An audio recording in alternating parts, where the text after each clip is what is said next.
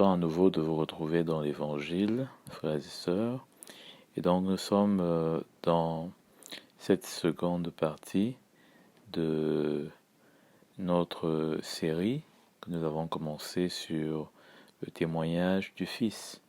Et nous avons vu jusqu'ici dans la première partie ce qu'il en était à travers le témoignage de l'eau et plus précisément ce que cela nous montre à travers la parole du Seigneur et cette bonne nouvelle, n'est-ce pas, que l'Évangile est, et avec la foi que cela transporte.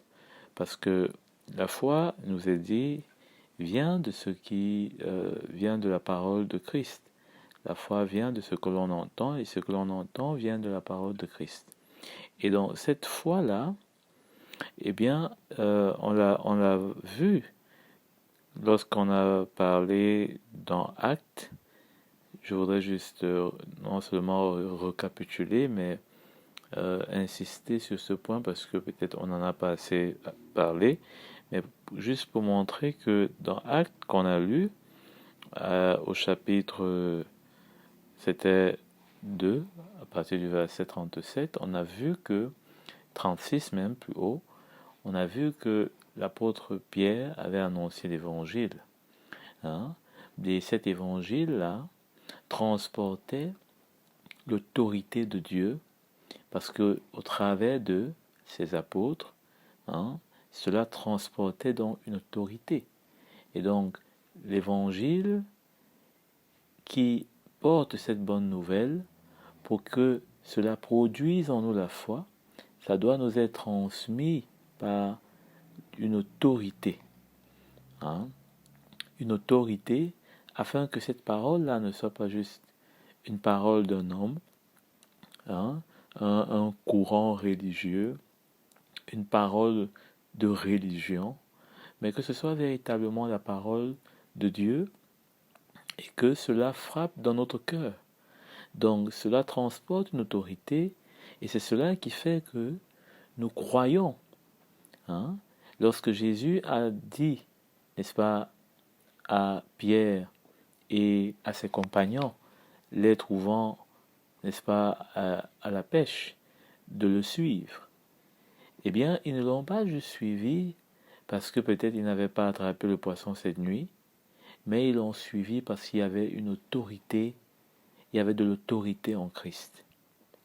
Et c'est cela qui fait que quand cette autorité nous transmet la bonne nouvelle de l'Évangile et que notre cœur est ouvert, il est brisé comme on l'a lu, et qu'on réalise que véritablement cela nous parle de nous-mêmes, cela nous montre nous-mêmes, eh bien, la foi vient avec cela, et avec cette foi-là, nous pouvons donner nos vies et signer et être prêts à signer, n'est-ce pas, cette proposition de paix comme on l'a vu.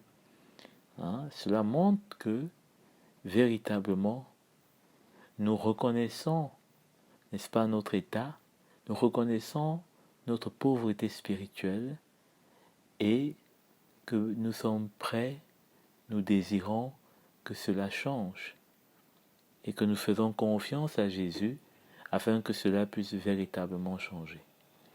Parce que nous reconnaissons de l'autorité qui émane de lui. Lorsque si vous êtes dans une, c'est pas moi en train de marcher, et que vous rencontrez peut-être un prince, rien que en le voyant, la façon dont il est habillé, la façon dont il est entouré, la façon dont il est craint, s'il vous demande quelque chose ou s'il vous parle, vous allez facilement lui accorder ce qu'il demande, ou vous allez accepter ce qu'il vous dit, parce que l'autorité qui va avec lui vous rassure, vous rassure. Donc, allons continuer avec un deuxième aspect toujours de l'eau ce témoignage à travers l'eau pour parler de la semence de la parole. La semence de l'évangile. Alors, lorsque la bonne nouvelle pénètre notre cœur, à travers l'eau, nous sommes purifiés, n'est-ce pas? Cette parole-là devient maintenant dans notre cœur une semence. C'est une semence maintenant qui est plantée. C'est une semence maintenant qui est mise dans la terre de notre cœur. Allons ouvrir dans le livre de Jean, au chapitre 17, le verset 17.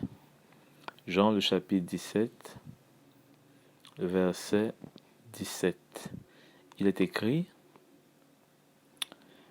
consacre-les par ta vérité.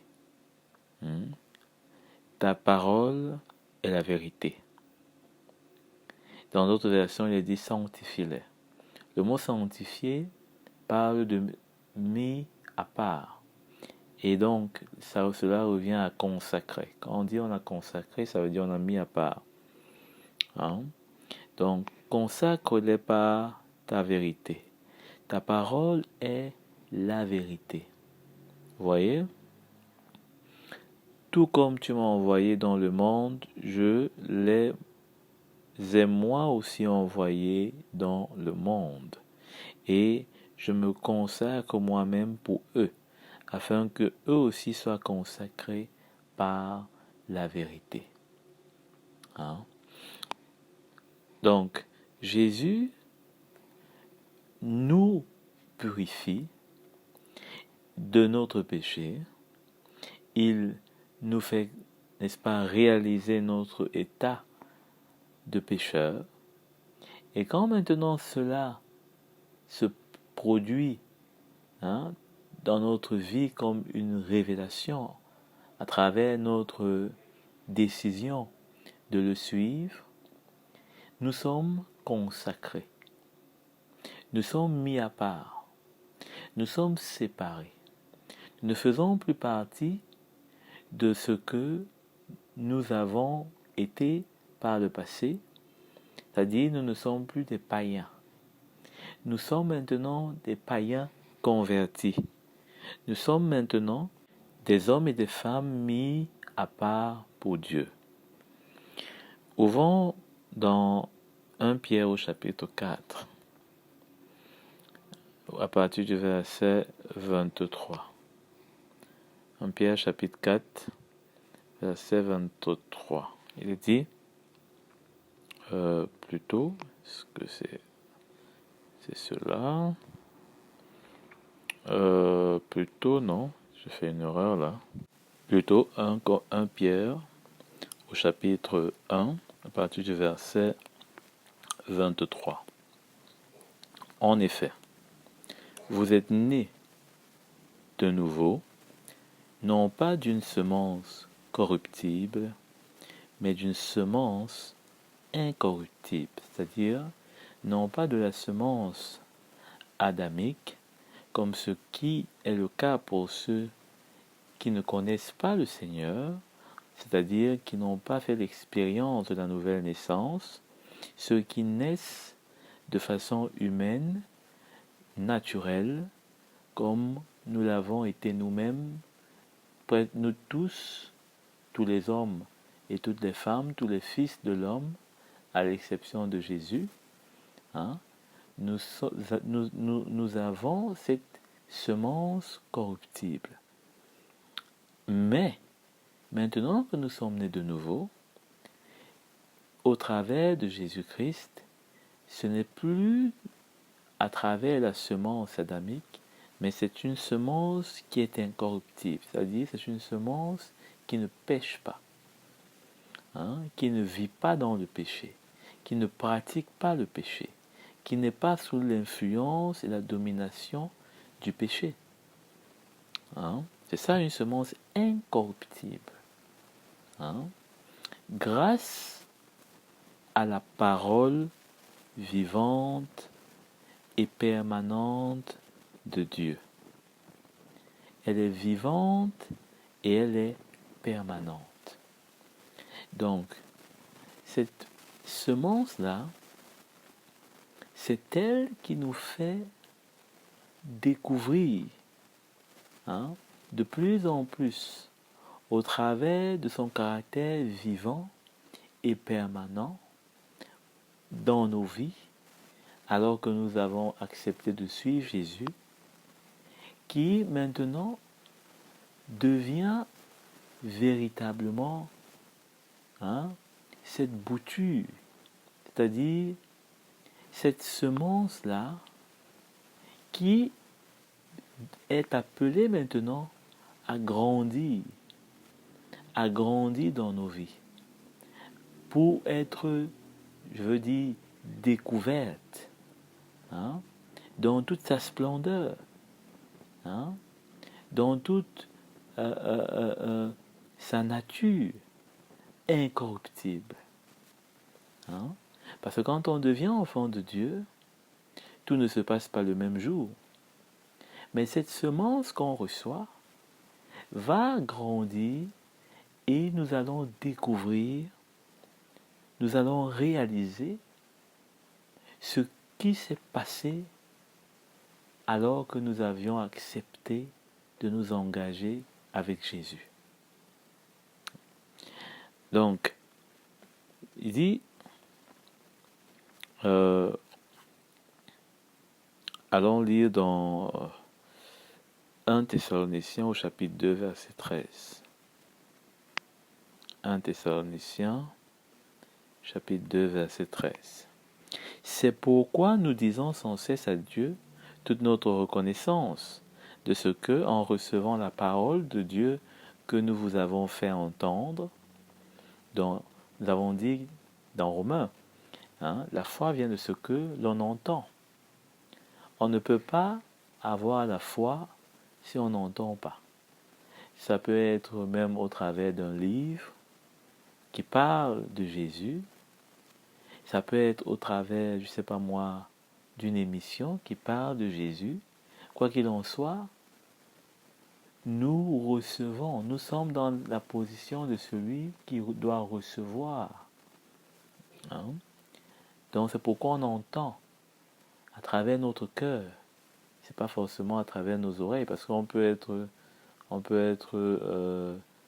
aveugle ou sourd, mais recevoir l'évangile, l'entendre dans notre cœur. On peut être sourd, mais ça veut pas dire qu'on n'a pas de cœur. On a un cœur. On a un cœur qui reçoit l'évangile. Dans notre esprit, on reçoit ce qui vient de l'Esprit de Dieu.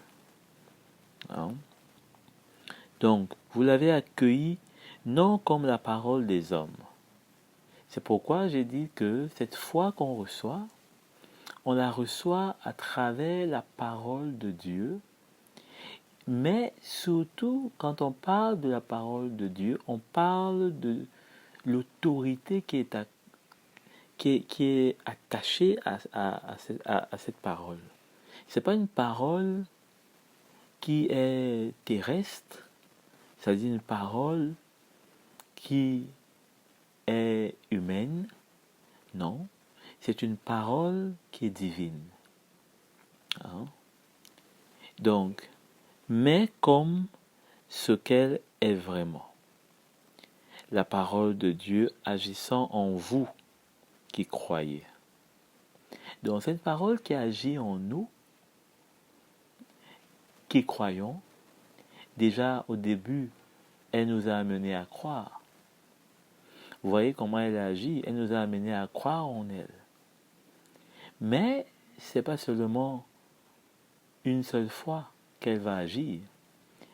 C'est pourquoi nous avons lu dans Pierre que cette parole est vivante. Ce n'est pas une parole qui est morte. Ce n'est pas une parole qui sort de la bouche d'un totem, d'un, c'est pas moi, d'un arbre. C'est pas les feuilles d'un arbre qui bougent, qui nous parlent. C'est pas une statue qui nous regarde, dans laquelle on va comme peut-être entendre une voix. Non. Cette parole, elle est vivante. Dans notre cœur, elle résonne et nous entendons clairement la voix du Seigneur. Hein? Jésus dit que je suis le bon berger. Mes brebis, quand j'appelle, entendent ma voix. Hein? Donc si on est appelé, hein, c'est pourquoi d'ailleurs on peut relire toujours dans 1 Pierre. Pierre dit ceci à partir du verset 1. Hein, il dit à partir du verset 2. 1 Pierre chapitre 1 verset 2. Conformément à la préséance de Dieu le Père.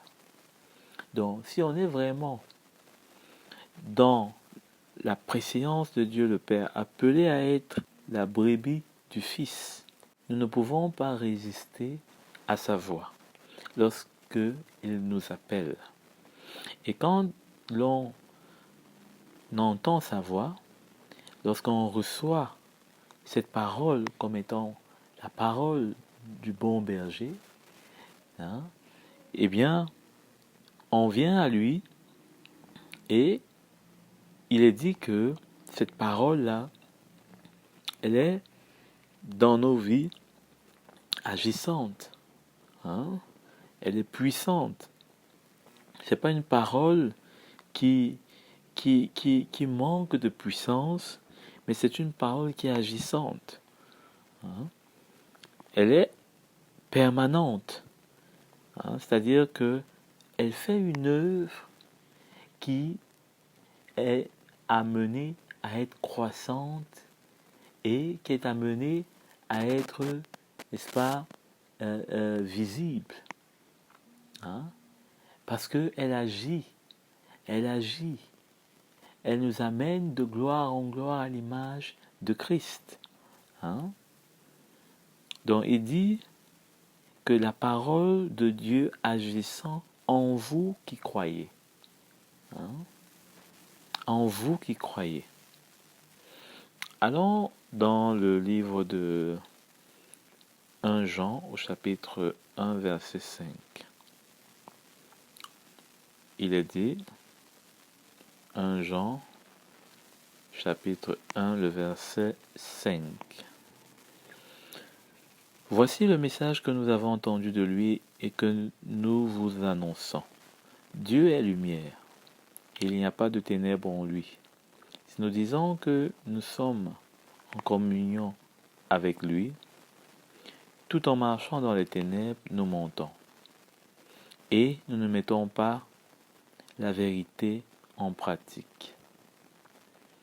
Donc, ici, cette semence-là, nous avons vu que Jésus a dit qu'il nous a mis à part en nous sanctifiant par la vérité et que la vérité, c'est sa parole. Et ici, l'apôtre Jean dit que si nous sommes en communion avec lui, c'est-à-dire que si nous sommes donc dans une relation avec lui, hein, et que nous marchons dans les ténèbres, parce que nous étions dans les ténèbres par le passé, mais si maintenant que nous étions dans les ténèbres parce que nous ne marchons pas avec lui, mais si maintenant nous sommes dans une relation avec lui et que nous sommes encore dans les ténèbres, il dit que, n'est-ce pas, nous mentons et nous ne mettons pas la vérité en pratique. Donc, il faut maintenant pas simplement dire qu'on a cru. Le défi maintenant n'est plus que j'ai cru, je suis un enfant de Dieu, j'étais un pécheur, Jésus m'a pardonné, gloire à Dieu, c'est un bon témoignage. Le défi maintenant est plus loin. Il prend un certain niveau. Eh bien, il faut mettre la vérité en pratique. Parce que celui qui va voir notre vie si nous disons que nous sommes en communion avec lui, que nous ne sommes plus dans les ténèbres, et pourtant nous marchons dans les ténèbres, nous sommes des menteurs. Donc pour que cela ne soit pas le cas, pour que notre témoignage soit vrai, soit permanent, comme cette parole, pour que notre témoignage soit vivant, comme cette parole, parce que la parole de Dieu doit nous amener à être à l'image de celui de qui elle sort. Hein? Nous avons vu que cette parole-là, elle est vivante. Donc notre témoignage ne doit pas être un témoignage qui est mort. Un témoignage qui date et qui n'a plus rien à voir avec ce qui est aujourd'hui dans notre vie, qui a changé de caractéristiques. Hein? Maintenant que nous sommes en Christ, on ne peut pas marcher dans les ténèbres, on ne peut pas marcher avec la mort, parce que Christ est ressuscité. Et ce témoignage doit être permanent. Ce n'est pas un témoignage qu'aujourd'hui, on a l'impression que oui, l'expérience que j'ai eu à faire est vraie, et demain, ce n'est plus ça. Parfois, on se met à douter. Est-ce que je suis véritablement un enfant de Dieu? Est-ce que véritablement, est-ce qu'on est vraiment un enfant de Dieu? Est-ce que je ne suis pas un croyant? Est-ce que vraiment, on commence à avoir beaucoup de critères parce que il y a des choses qui ne sont pas claires. Mais à la réalité, si on est en communion avec le Seigneur, eh bien, la vérité doit être pratiquée dans notre vie. Et cela va nous garder de pouvoir être dans cette réalité de ce que véritablement notre vie, nous l'avons donnée au Seigneur. Nous ne sommes plus des gens du passé, mais nous sommes devenus de nouvelles créatures. Donc mettre la vérité en pratique est un grand défi, est le défi qui nous attend quand on a donné nos vies au Seigneur. Et cette vérité, c'est sa parole. Hein? C'est sa parole. Donc, nous sommes en communion avec lui si nous ne péchons pas, c'est-à-dire si nous ne marchons pas dans le péché, si nous sommes dans la lumière, comme il est dans la lumière. Amen. Allons dans Jean, plutôt, 1 Jean, toujours, oui, chapitre 5, le verset 6. Chapitre 5, dans le verset 6, il est dit, c'est lui, Jésus-Christ, qui est venu à travers l'eau et le sang, non avec l'eau seulement, mais avec l'eau et le sang. Hein? Et nous avons vu que l'eau ici, eh bien, c'est l'eau de sa parole. Hein? C'est l'eau de sa parole. Ouvrons dans le 1 Pierre, livre de 1 Pierre, au chapitre 1, verset 2, verset 22. Il est dit, vous avez purifié votre âme en obéissant à la vérité, pour avoir un amour fraternel sincère. Vous avez purifié votre âme. Vous avez purifié votre âme en obéissant par l'esprit à la vérité pour avoir un amour sincère. Déjà, ce verset, si on le garde à l'esprit, ouvrons dans Éphésiens au chapitre 5, à partir du verset 26, on va lire, il est écrit,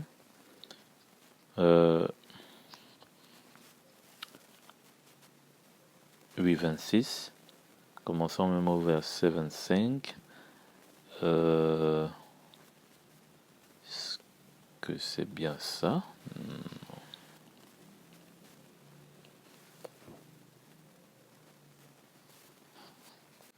Oui, c'est bien ça.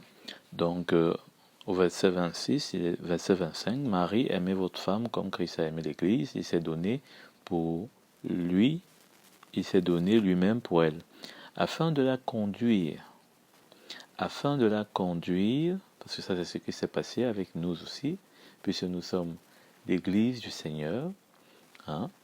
Donc, il s'est donné, on voit toujours le sacrifice de Christ, hein? On voit toujours cette proposition de paix. Donc, il s'est donné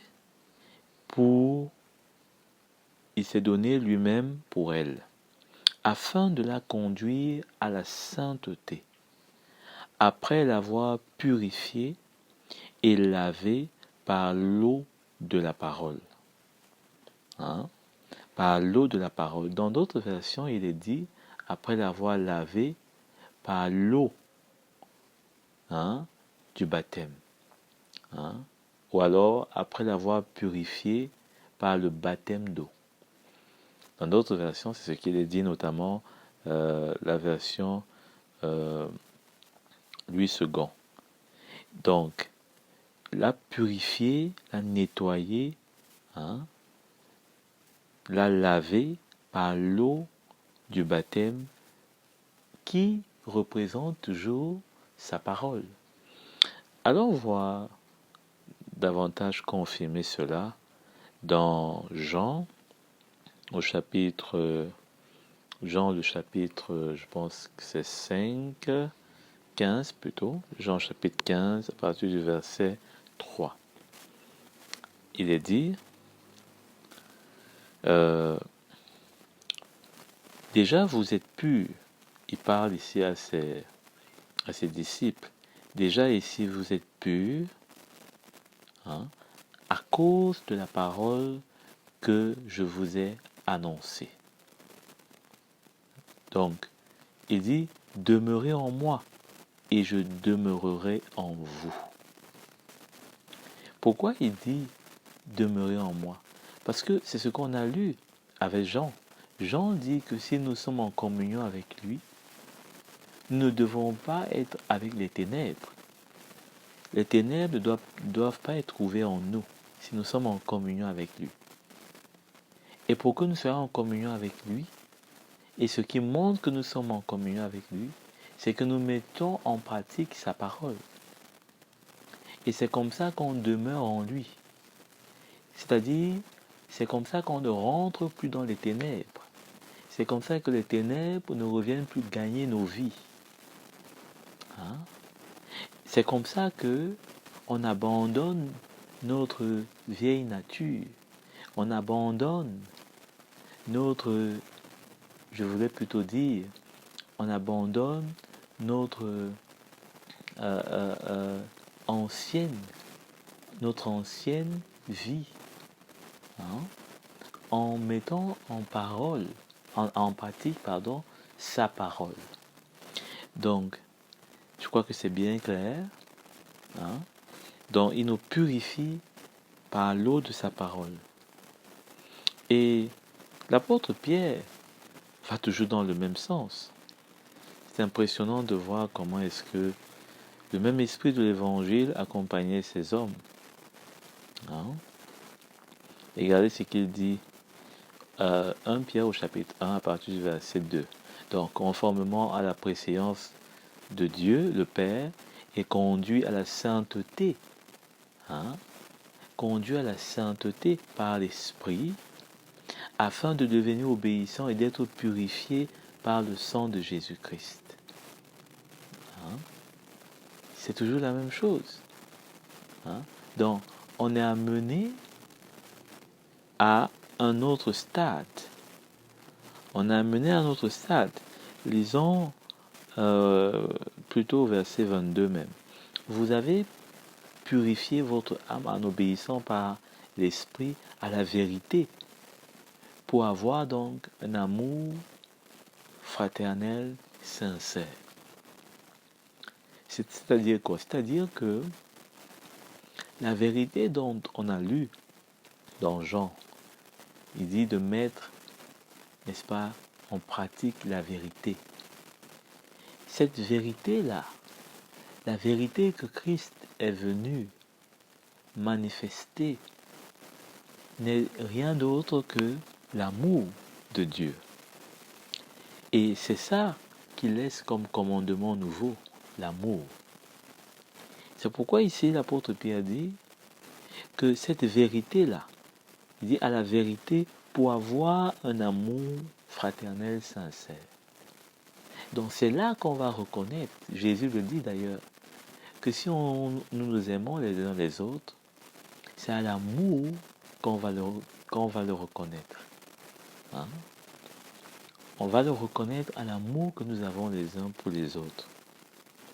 Donc, c'est pourquoi nous avons été purifiés par l'eau du baptême. On n'a pas été purifiés juste par l'eau du baptême pour rester là et commencer à regarder le ciel. Ou bien alors pour repartir dans notre vie comme si c'était une étape juste que nous avons franchie. Non.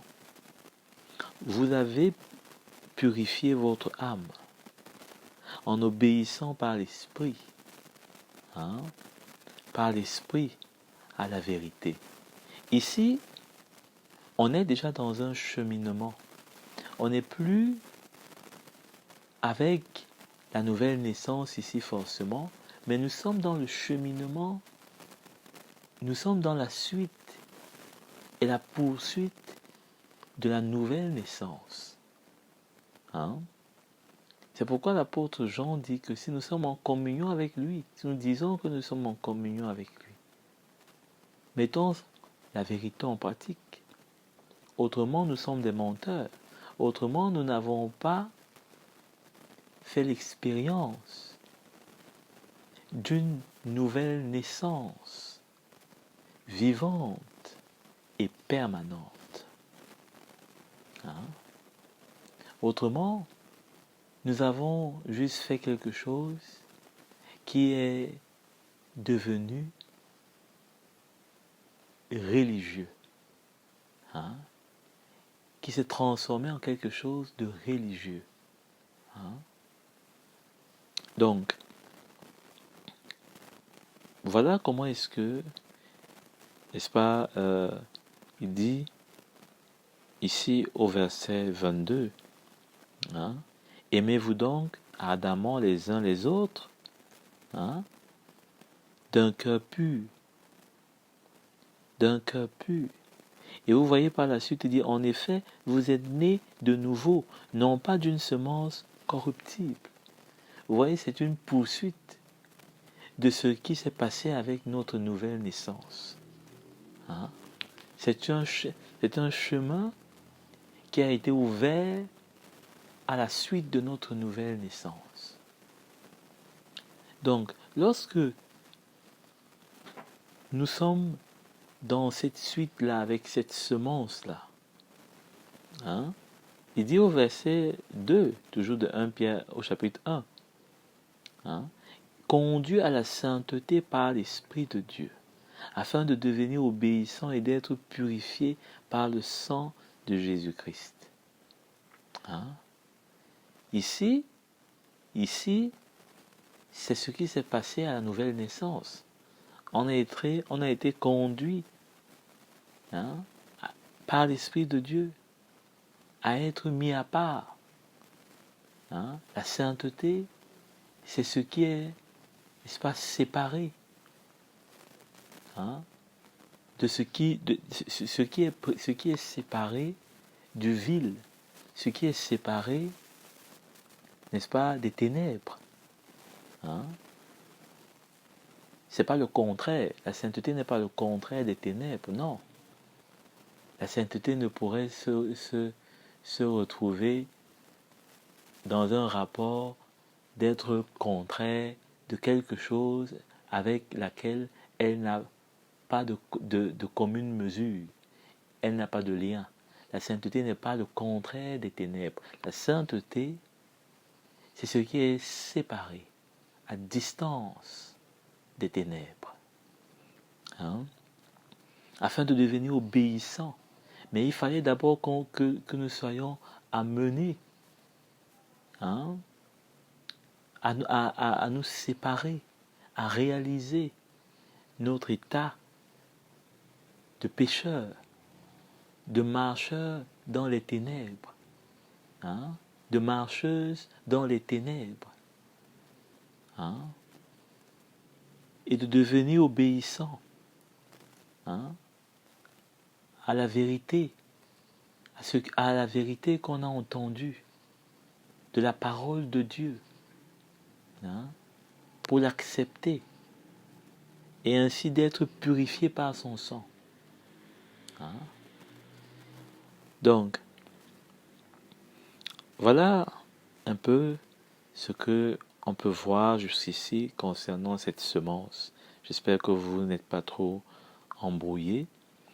Dans Jean au chapitre 15, donc le verset 3, Jean chapitre 15, verset 3, il est dit: déjà vous êtes purs à cause de la parole donc que je vous ai annoncée. Demeurez en moi et je demeurerai en vous. Le sarment ne peut pas porter de fruits par lui-même sans rester attaché au cep. Donc, nous voyons que nous sommes les sarments, c'est-à-dire les branches, hein, les branches, n'est-ce pas, d'une vigne. La vigne, c'est ce qui porte le fruit du raisin. Hein. Et donc, nous sommes les sarments.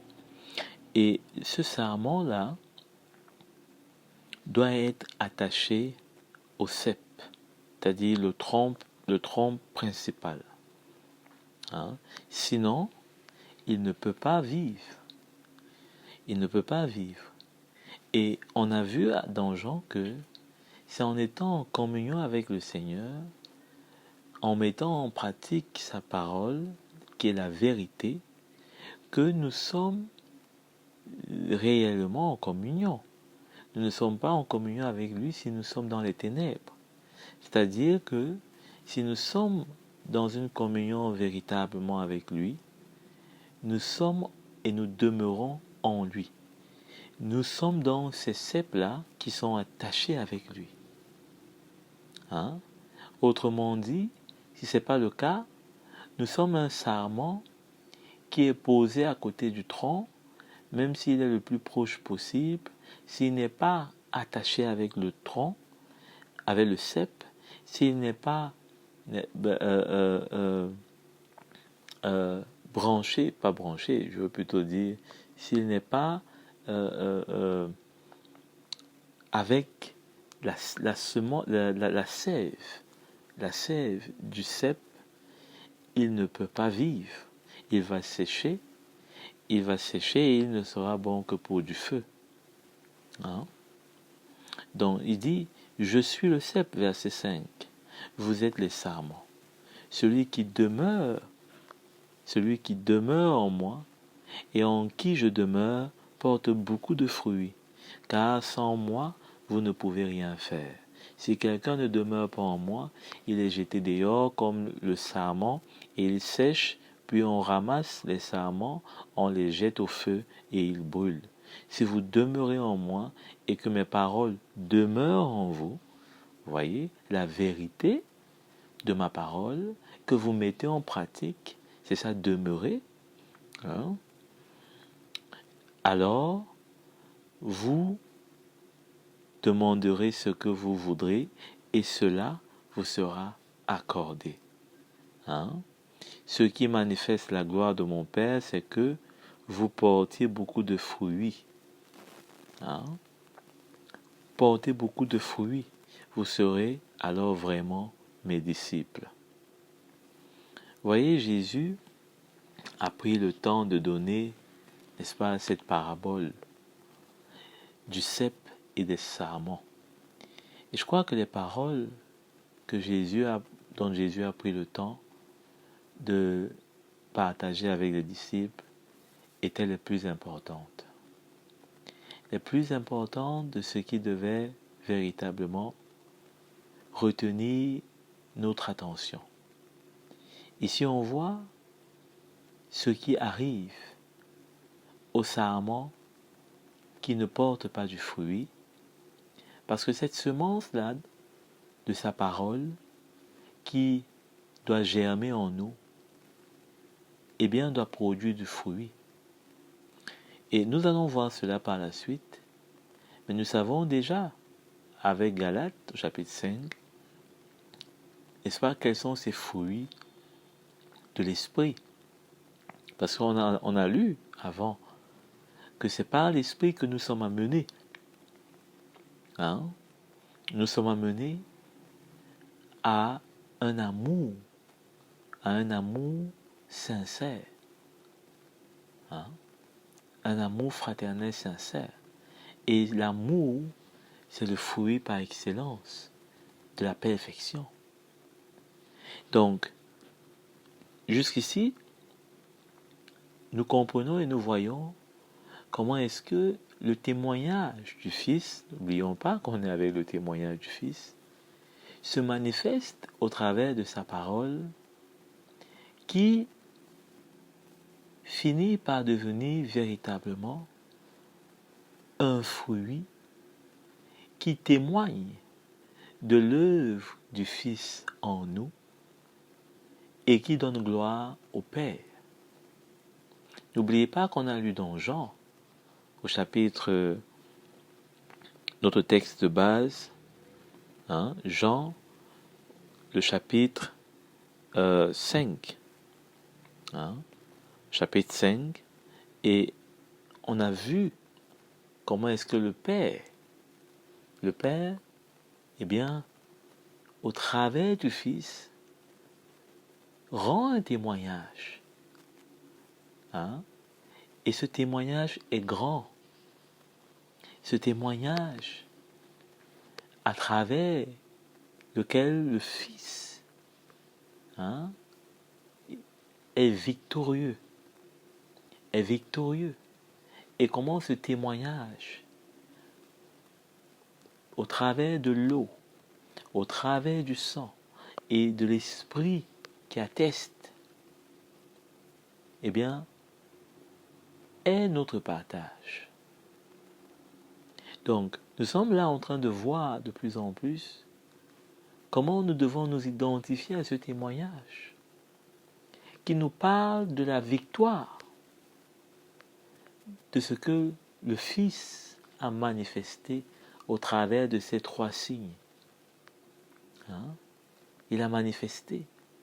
On a vu que, à travers notamment Jonas, dans l'eau, dans le ventre du poisson, mais dans l'eau, le ventre du poisson n'était que un détail, mais dans l'eau, cela montre une mort, un ensevelissement, hein, qui a été, n'est-ce pas, pour Jésus, le passage de la victoire. Amen. Le passage de la victoire. Allons voir dans Psaume, au chapitre 119, verset 9. Le Psaume 119, verset 9. Il est écrit: Comment le jeune homme rendra-t-il pur son sentier? En se conformant à ta parole. Hein? En se conformant à ta parole. Je te cherche de tout mon cœur. Ne me laisse pas m'égarer loin de tes commandements. Vous voyez, se conformer à la parole de Dieu, c'est quoi? C'est la mettre en pratique. Et c'est comme ça qu'on rendra plus notre sentier, c'est-à-dire que c'est comme ça que, eh bien, nous allons pouvoir marcher et demeurer dans la pureté à laquelle nous avons été appelés. Hein? Dans cette pureté à laquelle nous avons part, étant en communion avec le Seigneur. Hein? Je sais ta parole dans mon cœur, afin de ne pas pécher contre toi. Je sais ta parole dans mon cœur, afin de ne pas pécher contre toi. C'est ainsi qu'on va demeurer sur le sentier de la pureté. Hein? En portant le fruit du cep, qui n'est pas celui du péché, mais qui est celui de la justice. Amen. Nous avons vu cela, hein, que nous sommes devenus justice de Dieu, c'est-à-dire appelés à marcher selon la justice. Ouvrons dans Éphésiens au chapitre 5, verset 26. Il est écrit: afin donc de la conduire, hein, donc ici on nous prend l'image de Christ, hein, on nous prend l'image de Christ qui a donné sa vie. Il a donné sa vie pour son épouse, l'Église. Hein? Il s'est donné lui-même. Il s'est donné lui-même pour la faire paraître. Il dit, pour faire paraître devant lui cette Église glorieuse, sans tache, ni ride, ni rien de semblable, mais sainte et irréprochable. Qu'est-ce que cela veut dire? On a vu dans la première partie que nous sommes appelés pour un héritage qui est dans le ciel. Que nous sommes appelés pour avoir nos noms comme des disciples. Puisqu'on a lu tout à l'heure que si nous sommes, hein, si nous demeurons attachés au vrai cep, hein, eh bien, nous serons ses disciples parce que nous porterons ses fruits. Hein? Nous porterons ses fruits. Donc, c'est ainsi que on peut relire dans Jean 15, verset 8. Ce qui manifeste la gloire de notre Père, hein, c'est-à-dire que ce qui réjouira mon Père. Jésus parle de son Père et dit, c'est que vous portiez beaucoup de fruits. Vous serez alors, conclusion, vous serez alors vraiment mes disciples.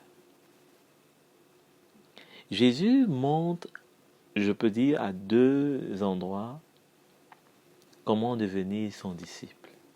Il dit celui qui renonce à lui-même, qui prend sa croix et qui le suit.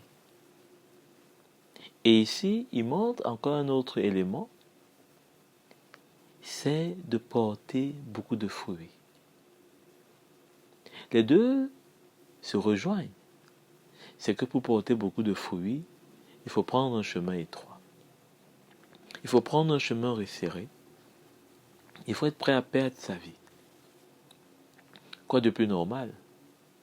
Parce que lorsque nous sommes venus à Jésus, lorsque la parole de la foi a frappé à notre cœur, ce que nous avons fait, c'était de reconnaître notre vie pécheresse comme étant mal devant Dieu, comme étant contraire à cette parole qu'on a reçue, et on a choisi de l'abandonner pour recevoir une vie nouvelle.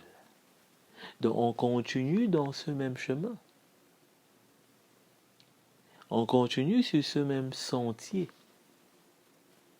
afin maintenant de pouvoir, avec cette semence, porter des fruits, ce qui rendra gloire au Père, ce qui est le témoignage de ce que nous demeurons en lui et qu'il demeure en nous. Hein? Amen.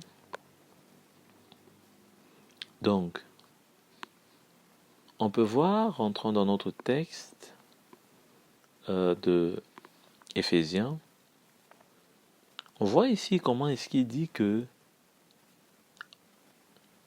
afin, au verset 27, pour faire paraître devant lui cette église glorieuse, sans tache ni ride, ni rien de semblable, mais sainte et irréprochable. Parce que là où on s'en va, là où la promesse de notre salut est attachée, hein, eh bien, là où l'arbre de la vie, hein, est véritablement planté, hein, dans cette nouvelle cité, la Jérusalem d'en haut, cet arbre de la vie qu'est Jésus, si nous voulons goûter à ce fruit, hein, à son fruit, eh bien, il faudrait que l'on arrive à être irréprochable et sainte. Hein? C'est pourquoi nous passons à travers cette mise en pratique, hein, de la vérité, qui va au final nous sanctifier. Hein? Nous sanctifier.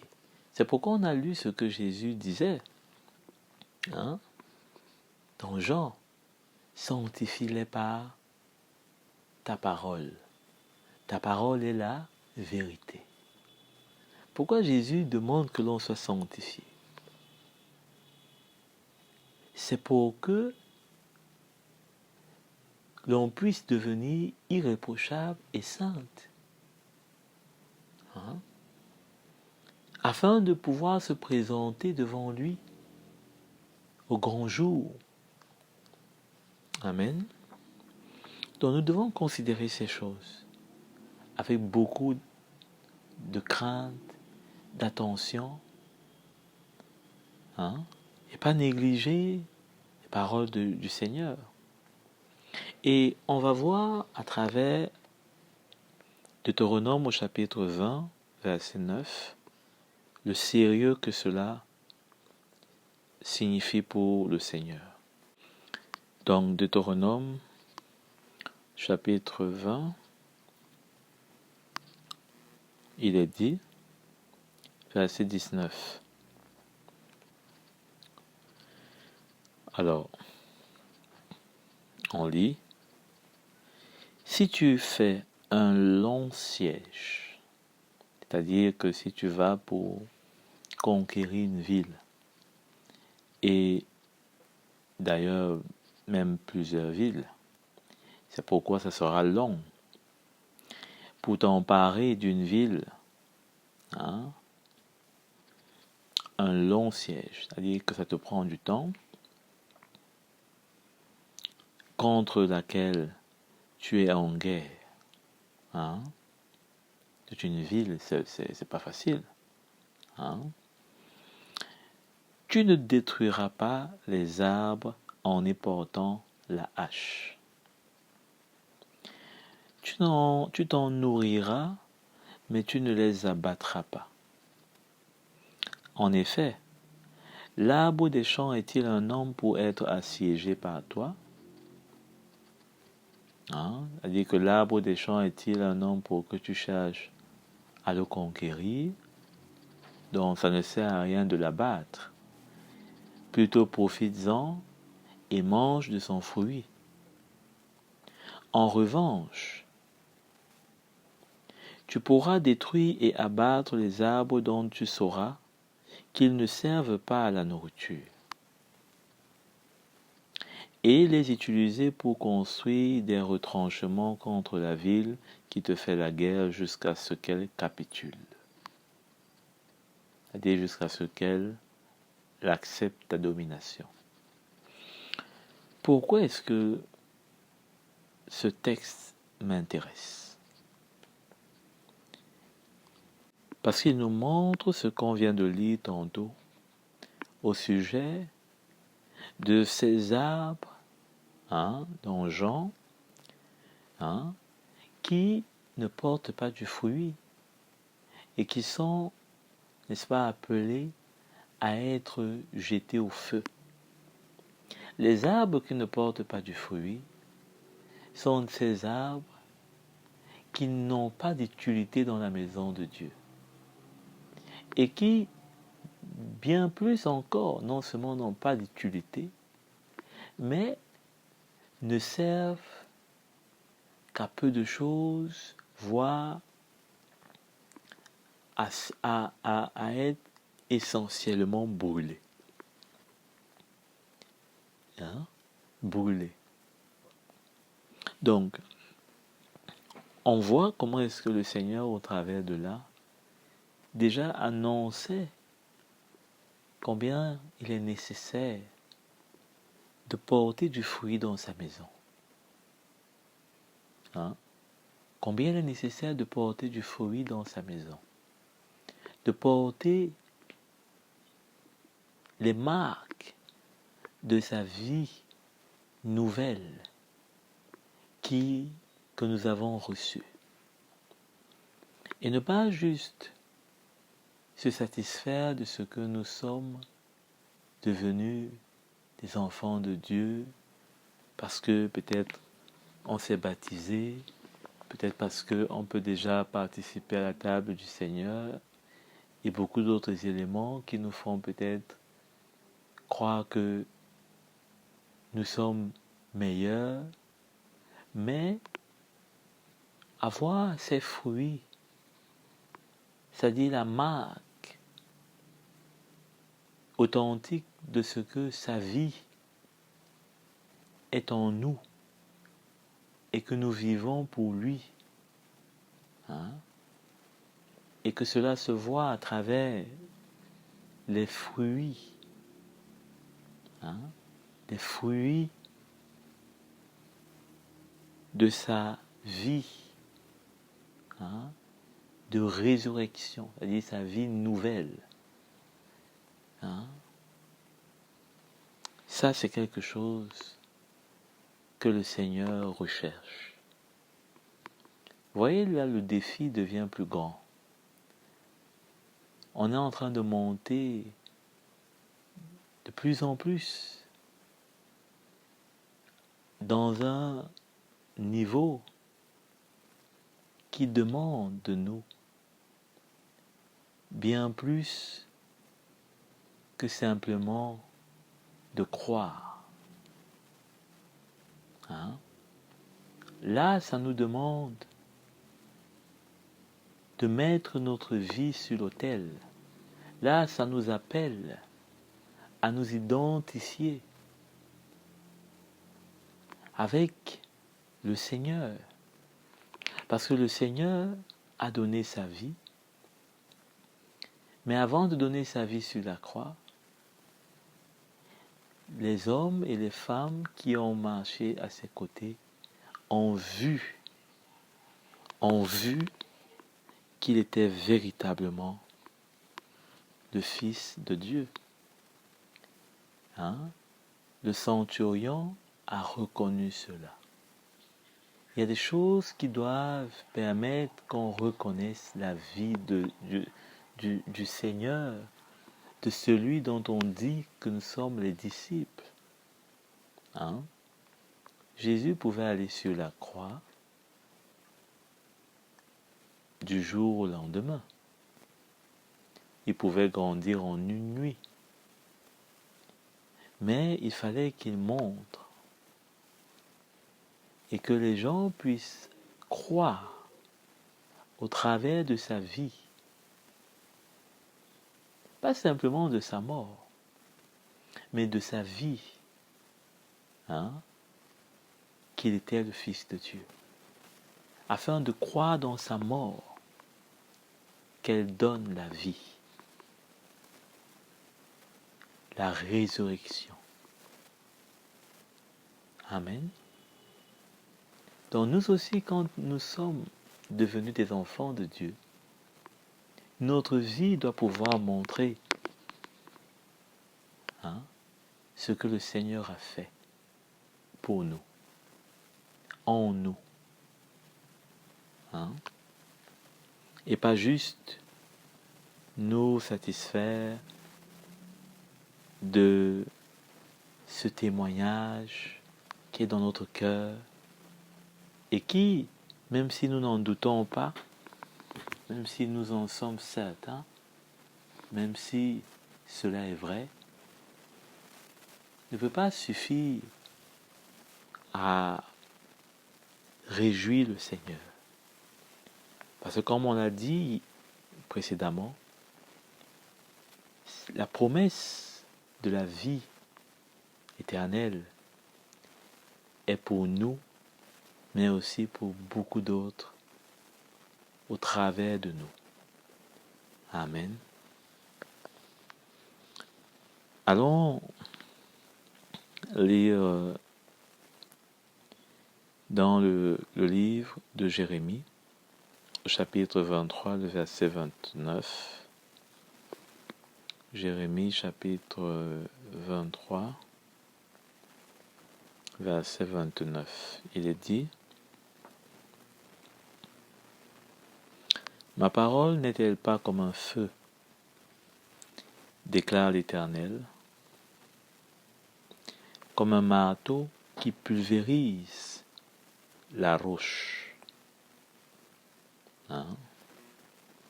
Ma parole n'est-elle pas un feu, un marteau qui pulvérise la roche? Voilà pourquoi j'en veux.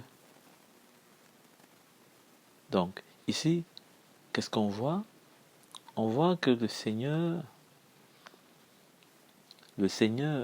au verset 28, hein, il est dit que le prophète qui a reçu un rêve le raconte et que celui qui a reçu ma parole la rapporte fidèlement.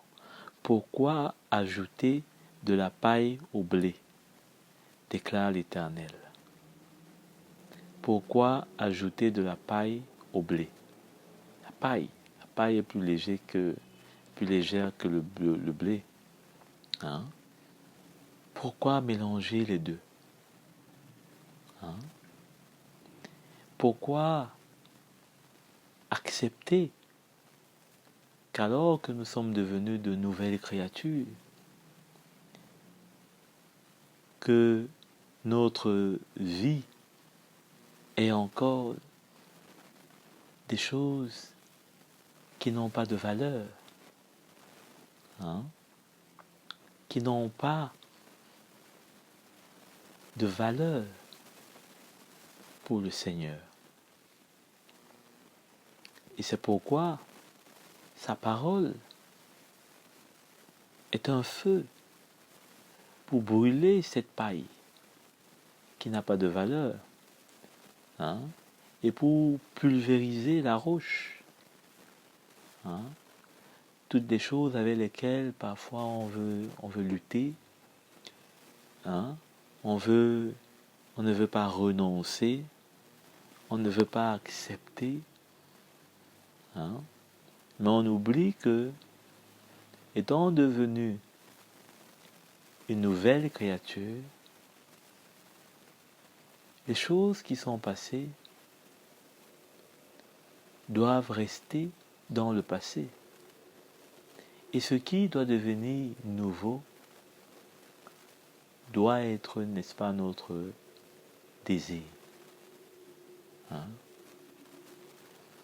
Doit être notre désir. Nous ne pouvons pas ramener de la paille dans notre vie. Ramener des choses qui n'ont pas de force, hein, pour faire face devant le Seigneur. Parce que l'huile est un feu. Si nous venons avec de la paille, c'est-à-dire ce qui n'a pas de valeur, ce qui est léger,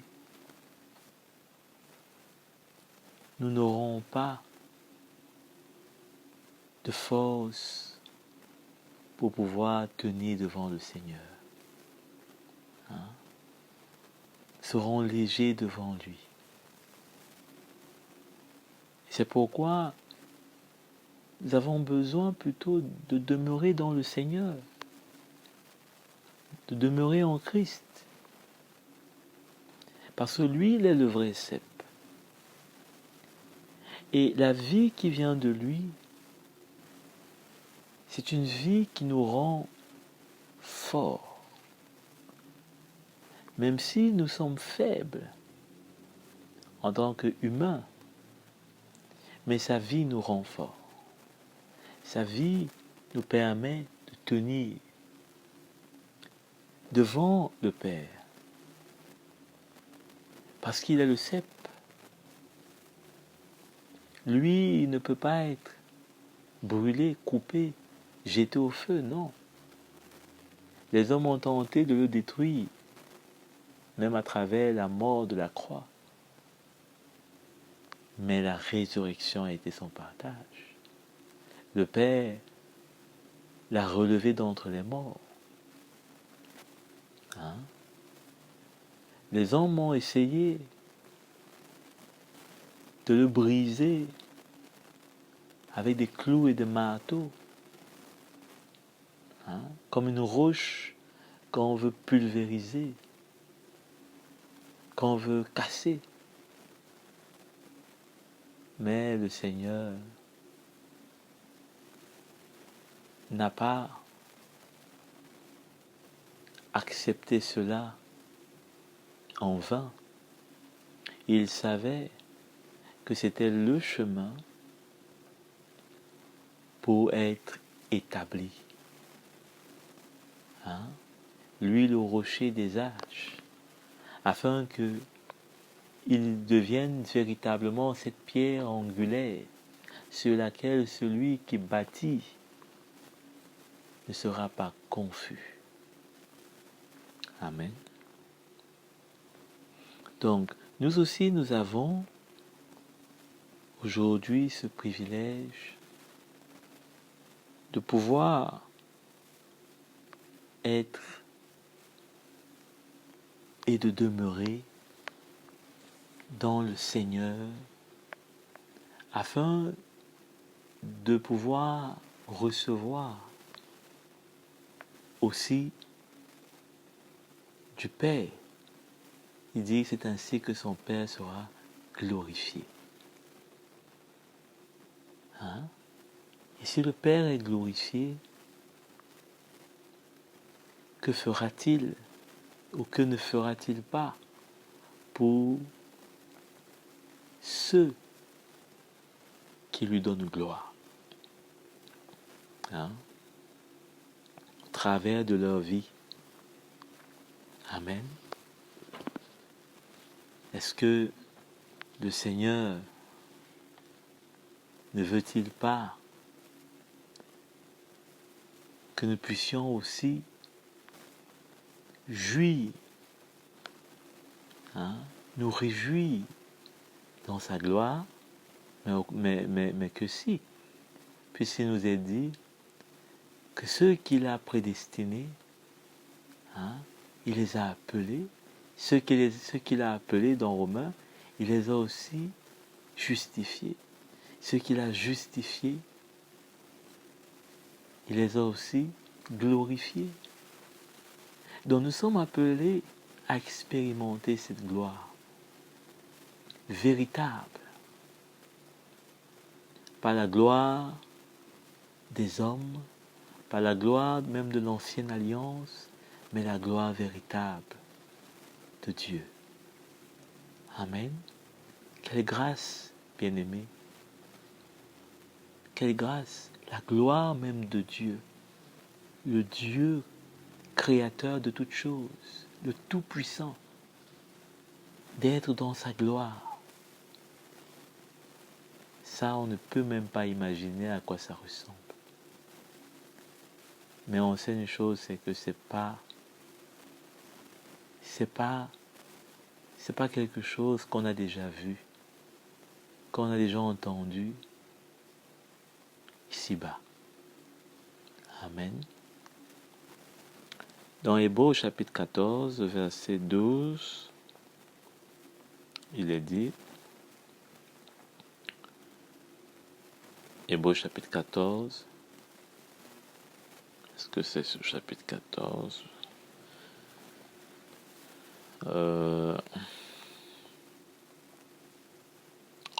Plutôt Jacques, chapitre 1, verset 21. Jacques, chapitre 1, verset 21, il est dit,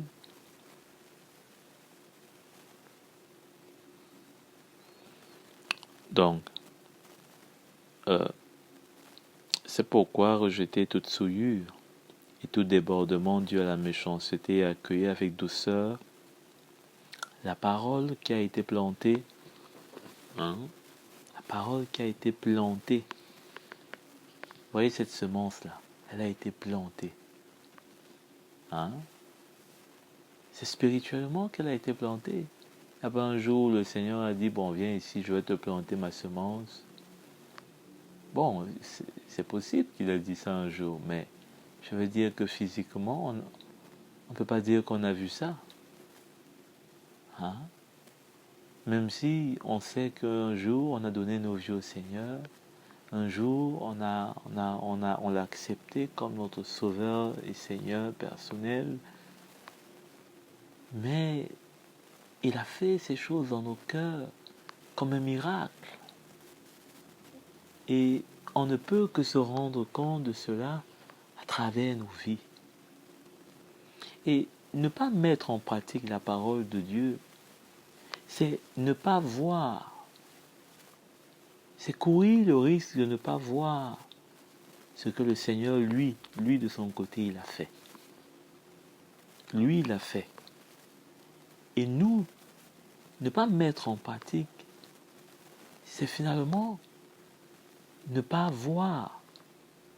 C'est comme si une semence était plantée dans notre cœur, mais bien était plantée dans notre jardin, oui, notre cœur, mais on ne va jamais pouvoir cette semence-là, comment elle grandit, pour l'entretenir, pour se réjouir du fruit qui sort.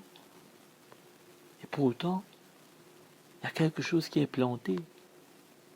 Comment quelque chose est planté dans ton jardin et ça ne t'intéresse pas. C'est planté là, et puis toi tu sors, tu montes gauche à droite, mais tu ne vas jamais voir ça. Mais le Seigneur, lui, il est fidèle. Il veille sur sa parole pour l'accomplir.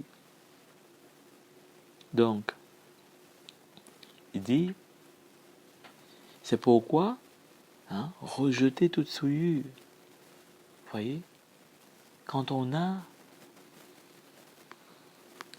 cette promesse, hein, de devenir des disciples de Jésus si on demeure en lui. Croyez que ceux qui sont ses disciples, la preuve en est qu'il dit, demandez si vous demeurez en moi, demandez ce que vous voulez, je vous le donnerai. Hein?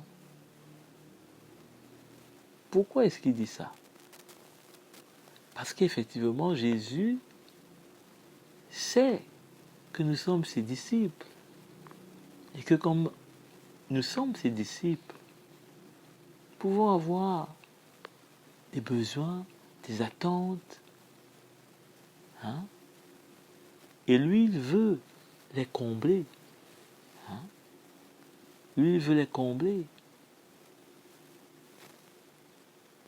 Mais il ne veut pas les combler dans un état charnel, hein, dans lequel son Père n'est pas glorifié, dans lequel nous-mêmes on ne demeure pas en lui. Hein. Donc, il faut pour cela rejeter toute souillure, tout débordement dû à la méchanceté, et accueillir avec douceur la parole qui a été plantée en vous et qui peut sauver vos âmes. Hein? C'est très intéressant ce que l'apôtre Jacques dit ici. Hein? De quoi est-ce qu'il parle ici? Il parle de mettre en pratique la parole de Dieu. Hein? De mettre en pratique la parole de Dieu. Hein? Parce que c'est ça qui va sauver nos âmes, c'est-à-dire que c'est ça qui va nous amener. Hein? L'apôtre Paul dit que nous sommes sauvés en espérance. C'est ça qui va nous amener à recevoir. Hein? L'apôtre Pierre, je pense, c'est lui qui dit que nous allons recevoir pour prix. Hein? Nous allons recevoir la vie éternelle. Nous allons recevoir cela pour prix de notre foi, c'est-à-dire au prix de notre foi. Hein? Et ici, l'apôtre Jacques lui dit que c'est ainsi qu'on peut sauver nos âmes, au travers de cette semence qui est plantée en nous.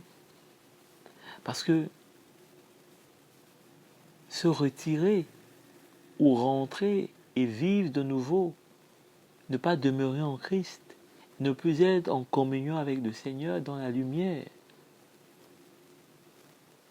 c'est également renoncer aux promesses qui sont attachées à notre salut. Bien sûr, les promesses qui sont attachées à notre salut sont des promesses qui sont assises sur la parole de Dieu qui est la vérité et qui doit être mise en pratique, on l'a vu. Il doit être mise en pratique. Hein? On ne peut pas tricher avec le Seigneur. Donc, mettez en pratique, verset 22, mettez en pratique la parole. C'est de ça dont il parle. L'apôtre Jacques, lui, c'est un pratique. Hein? C'est un pratique. Mettez en pratique la parole et ne vous contentez pas de l'écouter en vous trompant vous-même par de faux raisonnements. Hein? C'est-à-dire que la parole de la semence qui est plantée en vous, eh bien mettez-la en pratique parce que si ce n'est pas le cas, vous êtes en train de vous tromper. Soit vous êtes en train de vivre déjà une religion, soit vous êtes déjà en train de rentrer dans le monde, dans la nature à laquelle vous apparteniez. Et dans tout cela, il n'y a pas le Seigneur. Hein? Le Seigneur, lui, il est avec sa parole qui est mise en pratique. Il dit, je serai avec vous, je je demeurerai avec vous et vous demeurerez ainsi avec moi. Il n'y a pas une autre façon de demeurer avec le Seigneur que de mettre en pratique sa parole. En effet, si quelqu'un écoute la parole et ne la met pas en pratique, il ressemble à un homme qui regarde son visage dans un miroir et qui, après s'être observé, s'en va et oublie aussitôt comment il était. Mais celui qui a plongé les regards dans la loi parfaite, la loi de la liberté, et qui a préservé, et qui a persévéré, celui qui n'a pas oublié ce qu'il a entendu, mais qui se met au travail, celui-là sera heureux dans son activité. L'apôtre Paul dit de travailler à notre salut. C'est la même chose que l'apôtre Jacques dit. Et ici, davantage, il donne une image. Il dit que celui qui ne met pas en pratique ressemble à quelqu'un qui a regardé son visage dans un miroir. Et qui aussitôt a oublié. De quoi est-ce qu'il veut parler là? De quelle image il a regardé? Il a regardé l'image de sa nature. Au travers de l'évangile, quand on se regarde, on voit des choses en nous qui ne sont pas bonnes. Quand l'évangile sort et que cela touche notre cœur, on voit que nous ne sommes pas dans certains aspects, dans certains points agréables au Seigneur, qu'on n'a pas compris, qu'on n'a pas bien compris. On voit qu'il y a encore des choses en nous qui ont besoin d'être changées. Voilà l'image qu'on voit. Mais ne pas mettre en pratique fait que nous oublions cela. Fait que nous oublions cela. Nous ne nous voyons plus comme le Seigneur nous voit, avec encore des manquements qu'il veut changer, qu'il veut nous éclairer pour que nous puissions, n'est-ce pas, faire ce qu'il faut. Prendre notre croix et accepter de mourir à cela.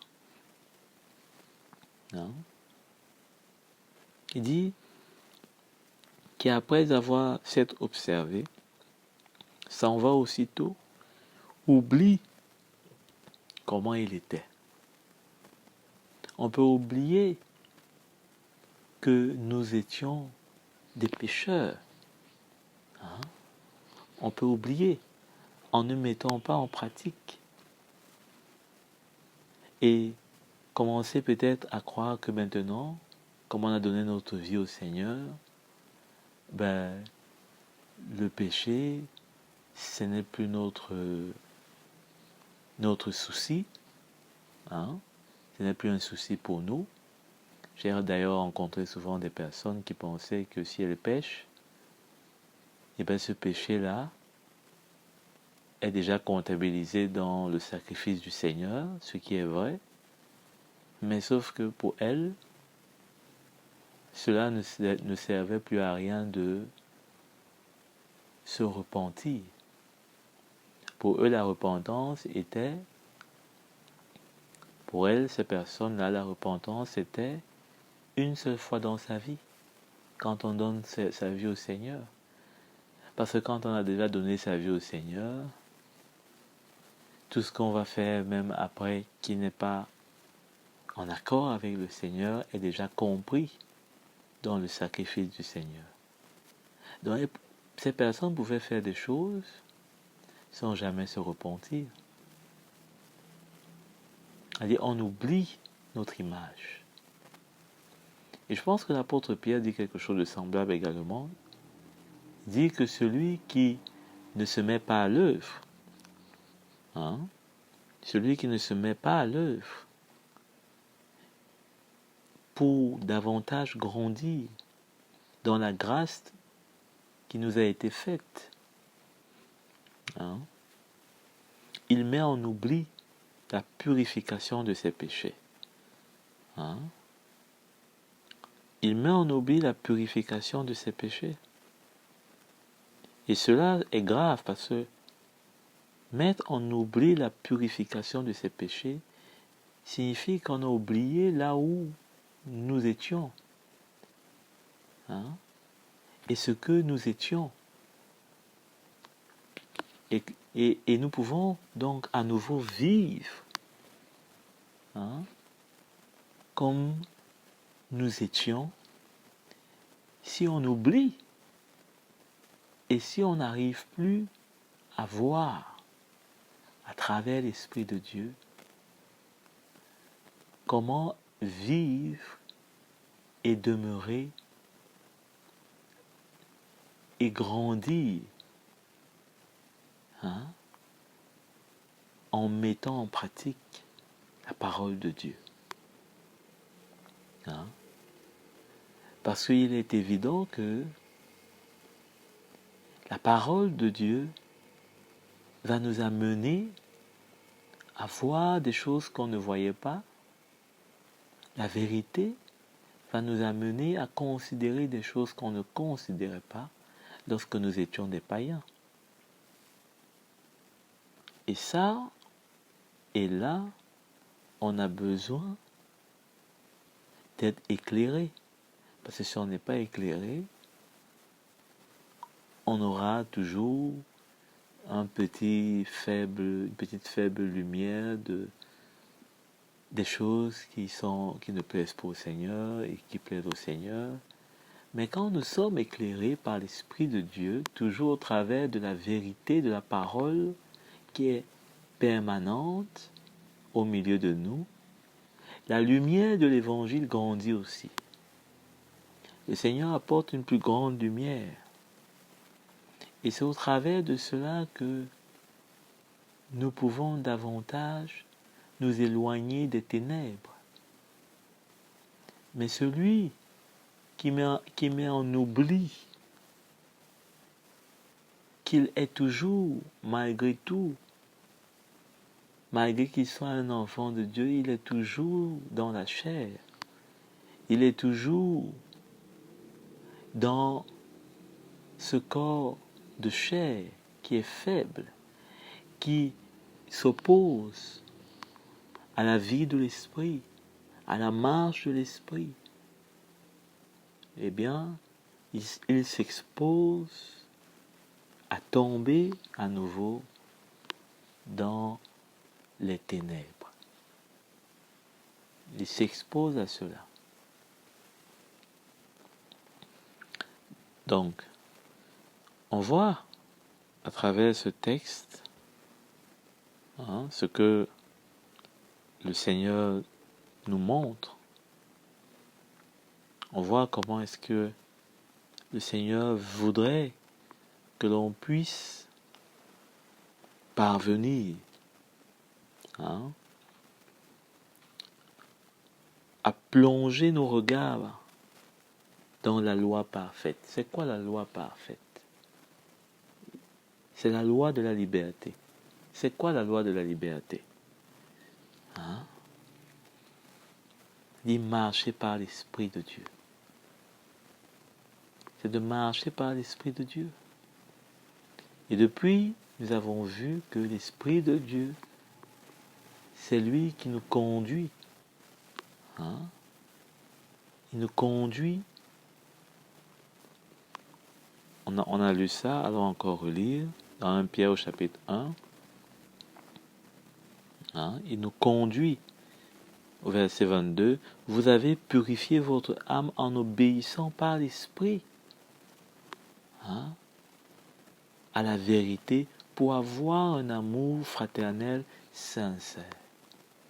Donc, l'Esprit de Dieu, donc, c'est lui qui va nous conduire si on se laisse conduire. Hein. C'est pourquoi l'apôtre Jacques dit, hein, au verset 25 du chapitre 1, mais celui qui a plongé les regards dans la loi parfaite, la loi de la liberté, qui persévère, hein, c'est-à-dire que ce ne sera pas toujours facile, bien sûr. C'est pourquoi il faut persévérer. Celui qui n'a pas oublié ce qu'il a entendu, hein, c'est-à-dire ce qu'il a entendu de la parole, hein, mais qui se met au travail, c'est-à-dire qui met en application, hein, celui-là sera heureux. Hein. Celui-là sera heureux. On plonge nos regards donc dans la loi parfaite. Hein. Par l'Esprit de Dieu, nos cœurs s'ouvrent, les yeux de nos cœurs s'ouvrent pour voir à travers l'Évangile, hein, notre visage. Et nous voyons ce que le Seigneur veut faire avec nos vies. Nous voyons comment est-ce qu'il veut nous changer. Nous voyons comment est-ce qu'il veut nous amener à être brisés. Hein? C'est là que nous découvrons, hein, le bonheur. Découvrons le bonheur. Il sera heureux. On ne voit pas que c'est là que il aura beaucoup de voitures, il aura beaucoup de maisons. Une fois de plus, nous restons avec ce qui est spirituel, parce que nous avons commencé avec ce qui était spirituel. Nous n'avons pas commencé avec quelque chose de charnel. Dans cette nouvelle vie, non. Au contraire, nous avons commencé avec ce qui est spirituel, à savoir, hein, l'eau de la parole, la bonne nouvelle. Hein, la bonne nouvelle. Donc, allons, nous sommes en train de terminer dans Actes au chapitre 20, verset 32. Actes chapitre 20, verset 32. Il est dit, et maintenant, je vous confie à Dieu et au message de sa grâce. Lui qui a le pouvoir d'édifier et de vous donner un héritage avec tous les saints. Je n'ai désiré ni l'argent, ni l'or, ni les habits de personne. Hein? Vous le savez, vous aussi. Hein? Donc, ici, l'apôtre Paul montre comment est-ce que ce n'est pas de l'argent ni quoi que ce soit de matériel qui l'intéressait, mais il montre plutôt comment est-ce que,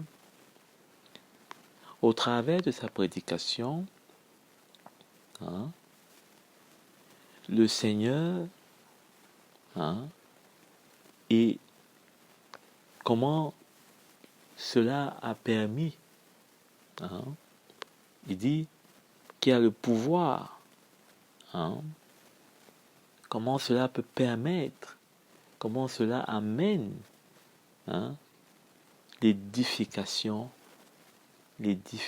c'est-à-dire construit notre vie, hein, nous amène à demeurer en Christ, nous amène à être en communion avec lui. Hein, c'est ça que cette édification fait, permet. Hein, c'est pas être édifié pour, c'est pas moi. Je suis édifié. L'édification permet de rester en communion avec le Seigneur. L'édification permet de demeurer dans le Seigneur. Hein? Quand on dit j'ai été édifié, c'est ça. Hein? Il faut que cette œuvre, hein, se passe. C'est pas simplement qu'on a appris quelque chose qui nous a surpris ou bien qu'on ne connaissait pas. Hein? Parce qu'à la fin, l'objectif reste le même. Pour vous donner un héritage avec tous les saints. Hein? Pas avec tous les païens. Pas avec tous les gens qui marchent dans les ténèbres. Non, avec les saints. Avec les saints. Hein? C'est cet héritage-là qui est, n'est-ce pas, ce que le Père nous réserve. Tout comme il a donné au Fils, à Jésus, de s'asseoir à sa droite, il nous réserve un héritage. Amen. Dans Romains au chapitre 8, le verset 30, on lit cet avant-dernier verset, texte, Romains chapitre 8, le verset 30, il est dit, ce qu'il a prédestinés, voilà, il les a aussi appelés. Ceux qu'il a appelés, il les a déclarés justes. Ceux qu'il a déclarés justes, il les a aussi accordé la gloire. Cet héritage, c'est sa gloire. D'être avec lui. Dans l'Apocalypse, il est dit que il n'y aura plus de temple dans la Jérusalem nouvelle, céleste. Parce que c'est lui-même, le Seigneur et l'agneau, qui sera le temple. Nous serons donc avec lui et nous allons le contempler, l'adorer. Amen. Dans Jean, le dernier texte, au chapitre 12, le verset 24. Jean 12, il est dit, verset 24 donc.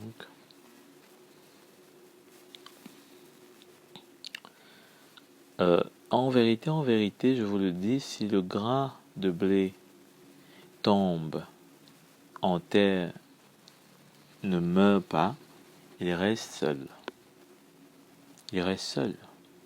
Donc déjà, si nous n'avons pas de fruits, il est évident que pour que les gens dans notre famille, dans notre, dans notre entourage soient sauvés, ce sera vraiment compliqué. Vraiment, vraiment compliqué. Donc, mais s'il meurt, il porte beaucoup de fruits. Celui qui aime sa vie la perdra. Celui qui déteste sa vie dans ce monde la conservera pour la vie éternelle. Vous voyez, la vie éternelle, c'est l'objectif.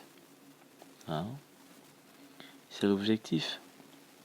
Si quelqu'un me sert, qu'il me suive, et là où je suis, là aussi sera mon serviteur. Amen. Si quelqu'un me sert, le Père l'honorera. Vous voyez? Le Père l'honorera. Ce ne sera pas simplement que le Père sera glorifié parce que nous portons beaucoup de fruits, mais c'est aussi que ainsi le Père va nous honorer. Amen.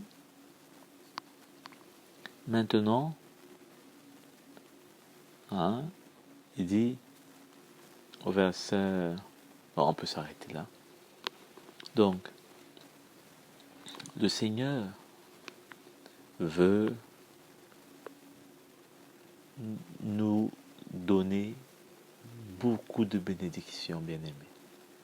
Quand on lit la parole de Dieu, on peut se rendre compte de plus en plus des bénédictions qui remplissent cette parole. Quand il nous est dit que le Père l'honorera, qu'est-ce que cela contient? Qu'est-ce que cela veut dire? Qu'est-ce que cela nous réserve? Qu'est-ce que cela implique?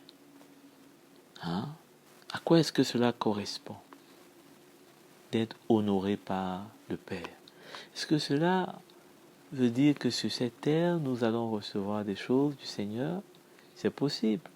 Est-ce que cela veut dire que c'est une bénédiction matérielle aussi? Bien sûr. Mais c'est surtout une bénédiction spirituelle qui nous attend. Une bénédiction céleste qui nous attend. C'est surtout ça. Hein? Il va nous honorer. Pas pour un temps juste, mais pour tous les temps. Amen. Nous serons dans l'assemblée des saints. Hein? L'assemblée des saints. Vous imaginez être aux côtés des archanges, des anges, des quatre êtres vieillards, je ne sais pas trop à quoi est-ce qu'ils correspondent. Hein? Je ne connais pas trop leur pouvoir. Mais être à côté de ces êtres qu'aujourd'hui nous ne pouvons même pas voir, parce que ce sont des êtres glorieux. Nous sommes dans la chair encore.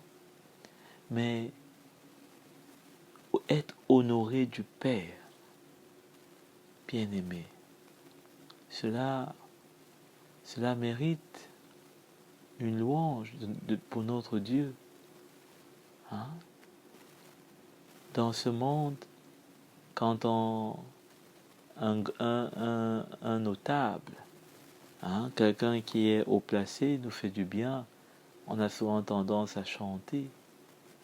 Même lorsqu'il nous promet simplement quelque chose, on a tendance à créer des chants, à esquisser des danses. Et notre Seigneur alors, il mérite bien plus. Amen. Mais la seule chose que nous pouvons déjà faire, c'est de mettre en pratique sa parole. Amen. Si nous voulons vraiment qu'il soit honoré, mettons en pratique sa parole. Amen.